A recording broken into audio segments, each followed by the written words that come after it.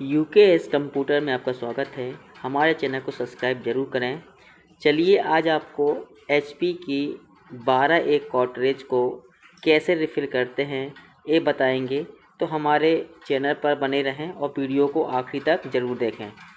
सबसे पहले हम प्रिंटर के कॉर्ट्रिज को ओपन करके अपना कॉर्ट्रिज बाहर निकालेंगे और इसका ऊपर वाला स्क्रू ओपन करेंगे।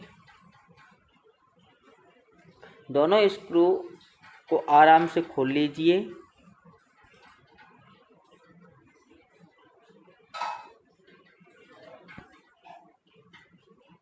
खोलने के बाद इसका ऊपर का हम खोल लेंगे। फिर इसके ड्रम को आसानी से हम बाहर निकालेंगे। जैसे हमारा ड्रम बाहर निकल आता है तो हम एक तार के पिन के माध्यम से इसके साइड में 2 हुक लगे रहते हैं, तो पहले इस स्प्रिंग को निकालेंगे। इस तरीके से हम इस स्प्रिंग को निकाल लेंगे। जैसे ही हमारा स्प्रिंग आसानी से निकल आएगा और स्प्रिंग निकल आते ही हम इसको साइड में रख देते हैं। इसके बाद हम इसको पिन की सहायता से इसके अंदर जो एक पीसीआर रहता है उसको हम निकाल लेंगे। हमने अपना पीसीआर निकाल लिया। पीसीआर निकालने के बाद इसके साइड में एक हुक रहता है पिन, उस पिन को तार की सहायता से पुश करके हम इसको बाहर निकाल लेंगे यहाँ से। और इसी तरीके से दूसरी तरफ से भी इसको हम पुश करेंगे। पुश कर लिया। पुश करते ही हमारा जो कॉर्ट्रिज है 2 भागों में डिवाइड हो जाएगा। इसके बाद हम इसको ऊपर का जो पार्ट्स है उसको ओपन करेंगे। ऊपर का पार्ट्स को ओपन करने से इसको हम बहुत सावधानी से निकाल लेंगे। सावधानी से निकालने के बाद देखेंगे कि इसमें हमारा स्याही भरने का हमें होल दिखाई दे रहा है। इसको हम आसानी से इसको खोल लेते हैं। बड़ी आसानी से खोलिएगा इसको, क्योंकि ये बहुत नाजुक प्लास्टिक होता है। इसके बाद हम अपने जो भी आप इंक का यूज कर रहे हैं उसको ओपन करके इसमें हम बड़ी सावधानी से डालना प्रारंभ करते हैं।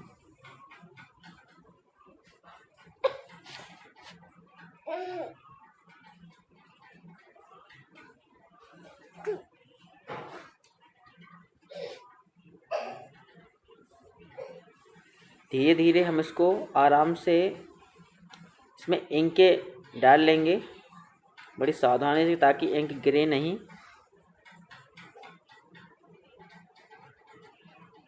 जैसे ही हमारा देखेंगे कि हमारा इंक अब डल गया है और हम इसको आसानी से वहीं सेट कर देंगे। उसके बाद देखेंगे कि हमें जो पार्ट्स जैसे निकाले थे हम उनको आसानी से वैसे ही उसी जगह पर पुनः उनको लगा देते हैं। देखिए कि हमने उसको उसी तरीके से, जिस तरीके से खोला था, हमने उसको वहीं पर लगा दिया है। उसको हम जहाँ जैसे जो हमने पार्ट्स खोले थे हमको वो वैसे ही उसी जगह पर उसको हम पुनः लगा देते हैं। बड़ी सावधानी से हमने स्क्रूज को कस दिया है। अब जो हमारा दूसरा पार्ट्स है इसमें हम देखेंगे कि जो हमारे से कॉर्ट्रिज की जो स्याही होती है, जो वेस्टेज स्याही होती है जिसका कोई यूज नहीं होता है, उसको हम इससे निकाल देते हैं। तो इस बाइफर प्लेट को आप खोल भी सकते हैं। अगर आपको साफ़ करना है, आपका प्रिंटर क्लियर नहीं आ रहा है, तो इसको ज़्यादा आवश्यक नहीं है खोलना। लेकिन हम आपको बता दे रहे हैं कि अगर आपको इसको खोलना है तो आप इसको खोल के भी इसके अंदर एक वेस्टेज स्याही, अनयूज स्याही होती है, उसको हम निकाल देते हैं। तो हमें इसको खोलना ज़रूरी नहीं है, लेकिन आप खोल सकते हैं।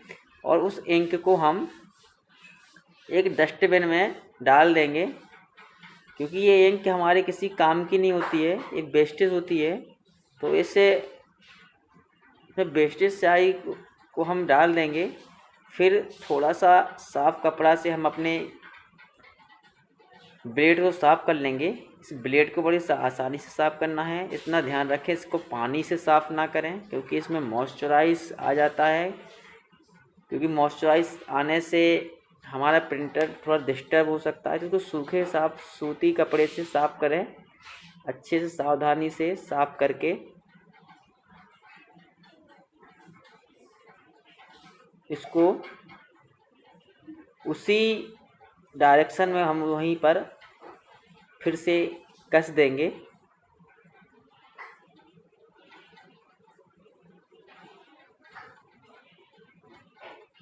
इसको हम बड़ी आसानी से स्क्रू कसेंगे। ना ध्यान रखें कि जो स्क्रू हैं वो हमारे परफेक्ट कसे, कोई भी स्क्रू इधर का उधर ना हो, क्योंकि अगर इसका थोड़ा सा ही बैलेंस ख़राब हो जाएगा तो आपका जो प्रिंट है वो डिस्टर्ब हो सकता है। तो उसको बड़ी सावधानी से कसें और हम अपने वाइफर को वहीं फिर से पुनः लगा देते हैं उसी डायरेक्शन में। लगाने के बाद हम देखेंगे कि हमारी जो सेटिंग वो सही से हो गई है, जैसी हमारी पहले थी। हम उसको करके देख लेंगे। जो स्प्रिंग हमारा परफेक्टली वर्क कर रहा है। अब हम उस स्प्रिंग को लगाएंगे ताकि हमारा जो वाइफर है, ब्लेड है, वो आसानी से कवर हो जाए।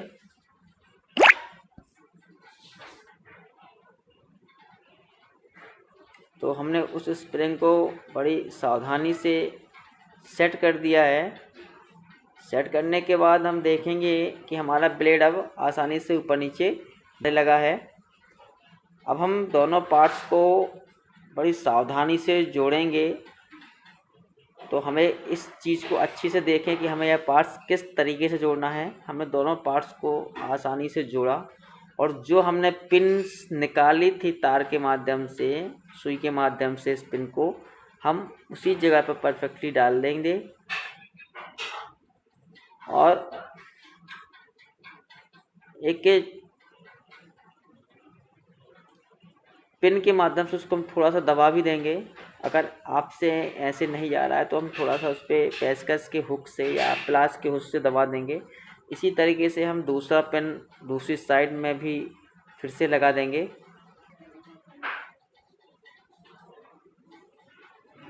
इसको आसानी से चला जाता है। थोड़ा इसको अब ठोक दें तो और आसानी चला जाएगा। अब देखेंगे कि जो हमारा कॉटेज 2 भागों में था वो अब एक भाग में बन गया है। अब हम बड़ी आसानी से अपना PCR जहाँ से हमने निकाला था वहीं हम डाल देंगे। फिर से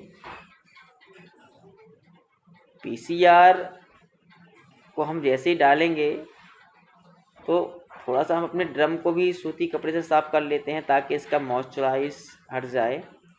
और ड्रम को हम बड़ी आसानी से लगा देते हैं। जैसे ही हमारा ड्रम परफेक्टली सेट हो जाता है, हम ड्रम के ऊपर का कैप लगा देते हैं। इसको हम ध्यान से देखें कि हमें कैप किस डायरेक्शन में लगाना है। तो जब आप कॉटेज को खेलें तो उस पर तो ध्यान रखें खोलते समय कि हमने कौन सा पार्ट्स किस जगह से निकाला है, तो आपको कसने में आसानी होगी और आप कॉटेज को आसानी से कस सकते हैं। तो कॉटेज कसने के बाद देखेंगे कि हमने उसको बड़ी आसानी से उसमें स्क्रूज कस दिए हैं। स्क्रूज कसने के बाद आपको याद होगा कि हमने एक स्प्रिंग निकाला था।